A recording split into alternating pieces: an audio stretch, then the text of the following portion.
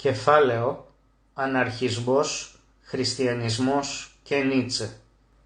Ιστορικά, ένα μεγάλο κομμάτι του αναρχισμού έχει επηρεαστεί από μεσιανικά κινήματα θρησκευτικού τύπου, χιλιαστικά.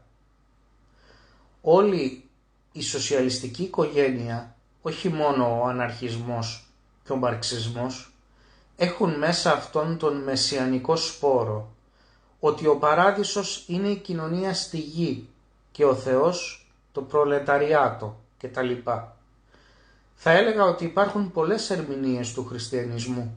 Δηλαδή υπάρχει ένας χριστιανισμός, θα τον έλεγα πιο καθεστωτικό, ο οποίος είναι ο χριστιανισμός που στυλιτεύει πάρα πολύ ο Νίτσε. Ένας δηλαδή χριστιανισμός φυγόπονος. Δεν αγαπάει τη ζωή. Είναι ένας θανατολάγνος χριστιανισμός. Κοιτάζει προς τον παράδεισο, κοιτάζει προς το μαρτύριο. Θέλει να τελειώνουμε γρήγορα με αυτόν τον κόσμο για να πάμε στον επόμενο, όπου εκεί θα δικαιωθούμε. Θα είμαστε στις αγκάλες του Αβραάμ κτλ. Υπάρχει και ο χριστιανισμός της θεωρίας της απελευθέρωσης, οι αναβαπτιστές στον Μεσαίωνα. Μην ξεχνάμε ότι πάρα πολλοί σοσιαλίζοντες αναρχικοί στην Ελλάδα τον 19ο αιώνα είχαν πολλά χριστιανικά στοιχεία. Συνήθως υπήρχε μία όσμωση μεταξύ κύκλων ένθεν και ένθεν.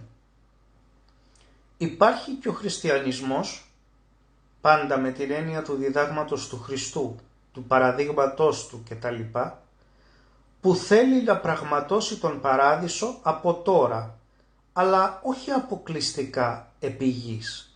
Δηλαδή, λέει, ναι, πιστεύουμε στον Θεό, στη θεϊκή παρουσία, στον Υιό του Θεού, στη λύτρωση που μας προσφέρει, αλλά δεν πιστεύουμε ότι εδώ, στη γη, θα υπομείνουμε για να γίνουμε Λάζαροι που θα ψοφήσουν κάτω από το τραπέζι του πλουσίου και θα δικαιωθούν στην επόμενη ζωή. Εμείς θα δικαιωθούμε από τώρα.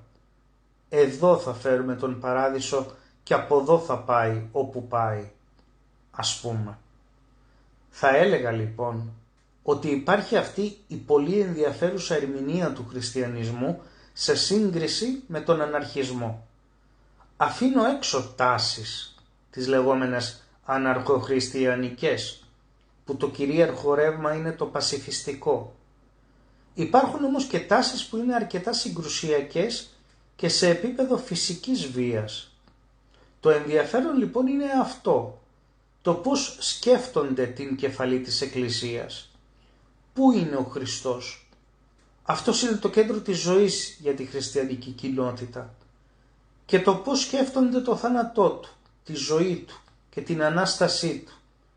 Υπάρχει λοιπόν μία πιο παύλια σε εισαγωγικά προσέγγιση.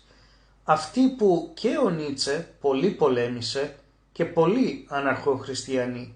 Ο Τολστόι, ο Κροπότκιν ας πούμε. Ο Κροπότκιν από μια αναρχική πλευρά, ο Τολστόι από μια αναρχοχριστιανική σε εισαγωγικά. Ο Νίτσε από μια αντιχριστιανική. Χτυπήσανε πάρα πολύ τον Παύλο, γιατί στον Παύλο διάγνωσαν την έννοια της αποστροφής προς τη ζωή και μια επικέντρωση κυρίως στο θάνατο του Χριστού και σε μια ζωή μετά. Υπάρχουν λοιπόν τάσεις χριστιανικές που σου λένε ότι εμείς δεν επικεντρωνόμαστε στην έννοια του θανάτου ή, αν επικεντρωνόμαστε εκεί, το κάνουμε με την έννοια ότι ο Χριστός δεν πέθανε για να ξεπλύνει τις αμαρτίες μας. Πέθανε για να μάθουμε από το παράδειγμά του. Αυτό το λέει και ο Νίτσε, κρίνοντάς τον θετικά τώρα. Κάνει μια σύγκριση μεταξύ Παύλου και Χριστού. Λέει, ένας χριστιανός υπήρχε και αυτός πέθανε στο Σταυρό.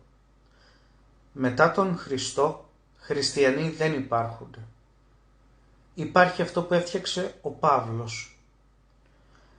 Λένε λοιπόν οι τάσεις αυτές ότι ο Χριστός δεν πέθανε για να αναστηθεί. πέθανε εξαιτίας του τρόπου που έζησε. Ο θάνατός του ήταν ότι κάποιοι δεν άντεξαν τον τρόπο με τον οποίο έζησε.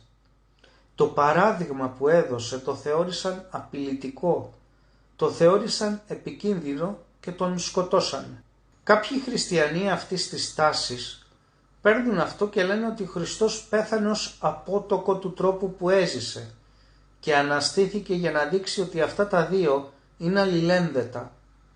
Δηλαδή η ζωή πριν με τη ζωή μετά δεν διαχωρίζονται και αν πρέπει να διαλέξουμε, τώρα θα το πραγματώσουμε. Η κριτική του Νίτσε στον βαθμό που εξισώνει αυτά τα δύο έχει να κάνει με τα χιλιαστικά οράματα, με τη μαζικοποίηση και για τον Νίτσε ο μεν χριστιανισμός κατέστρεψε τις ευγενείς αξίες των Ρωμαίων και ο αναρχισμός θέλει να καταστρέψει τις ευγενείς αξίες των μονάδων. Ως ένα ακόμα σοσιαλιστικό ρεύμα που είναι αζηλόφθονο θέλει απλά να πάρει την εξουσία, καταστρέφοντας αυτούς που είναι πραγματικά δημιουργοί αξιών.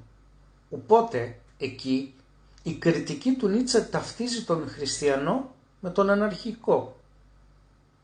Κεφάλαιο Νιτσεϊκή σκέψη, μαρξισμός και μεταμαρξισμός. Στη Σοβιετική Ένωση υπήρξε μία διπλή πρόσληψη του Νίτσε. Υπήρξε μία προσέγγιση του Νίτσε ως φιλόσοφου του φασισμού, οπότε υπήρξαν πολύ έντονες κριτικές προσεγγίσεις προς αυτόν. Ο Νίτσε διαβάστηκε αρκετά στη Σοβιετική Ένωση και υπήρξαν μελέτες του έργου του και της φιλοσοφίας του. Δεν ξέρω και δεν θα το τολμούσα να πω έτσι εύκολα ότι ο νιτσεϊκός υπεράνθρωπος θα μπορούσε να ταυτιστεί με έναν σοβιετικού τύπου υπεράνθρωπο.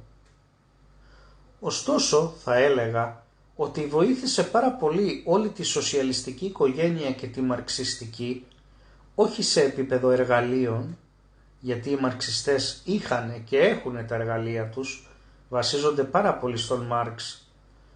Σίγουρα είναι μεγάλο πρόβλημα η κριτική που ασκεί ο Νίτσε στους σοσιαλιστές. Όχι προφανώς στους μαρξιστές ως μαρξιστές, αλλά σε όλη τη σοσιαλιστική οικογένεια. Νομίζω ότι η ανάγνωσή τους πάνω στον Νίτσε είναι πολύ περιορισμένη σε σχέση με τον αναρχικόν. Και αυτό θα έλεγα ότι οφείλεται στο ότι οι μαρξιστές θα βλέπανε τον Νίτσε ως πολύ περισσότερο ιδεαλιστή από όσο θα μπορούσαν να αντέξουν. Κάτι που για τους αναρχικούς δεν θα ίσχυε τόσο. Νομίζω ότι για τους μαρξιστές ο υλισμός που πολλές φορές ο Νίτσε προβάλλει δεν είναι αρκετά ικανοποιητικός. Ακόμα και η προσπάθεια να παντρέψει τον ιδεαλισμό με τον υλισμό πάλι δεν είναι αρκετή για την επιστημονική προσέγγιση, την αξιοκρατική προσέγγιση των μαρξιστών. Ωστόσο, αν το δούμε σε πιο ελευθεριακούς μαρξιστές, το πράγμα αλλάζει αν λάβουμε υπόψη τον Μπένιαμιν που είχε διαβάσει τον Νίτσε. Ειδικά για τον ιστορικισμό και για την έννοια που οι μαρξιστές ιστοριογράφοι της εποχής του προσέδιδαν, τους οποίους ο Μπένιαμιν πάρα πολύ κατέκρινε. Η κριτική που ασκεί ο Μπένιαμιν στην ιστοριογραφία και τον ιστορικισμό της εποχής του είναι πάρα πολύ βασισμένη στην κριτική που ασκεί ο Νίτσε στους ιστοριογράφους της δικής του εποχής. Αν θα μπορούσαμε ακόμα να εντάξουμε και σε αυτήν την πιο ευρύτερη οικογένεια των τουλάχιστον επηρεασμένων από τον Μάρξ ή συνομιλητών του Μάρξ, εν είδη Φουκώ, Μπελέζ κτλ., τότε προφανώς το πράγμα απογειώνεται. Μιλάμε για ανθρώπους οι οποίοι σαφώς είχαν τις μαρξιστικές επιρροές και τη συζήτησή τους με τον μαρξισμό, την εσωτερική, την προσωπική και την διαπροσωπική, και με τον Νίτσε πάρα πολύ κοντά όμως, ταυτόχρονα. Οπότε εκεί το πράγμα αλλάζει. Αλλά για τους ορθόδοξους μαρξιστές, σε εισαγωγικά, νομίζω όχι. Παρότι και στη Σοβιετική Ένωση ο Νίτσε διαβάστηκε.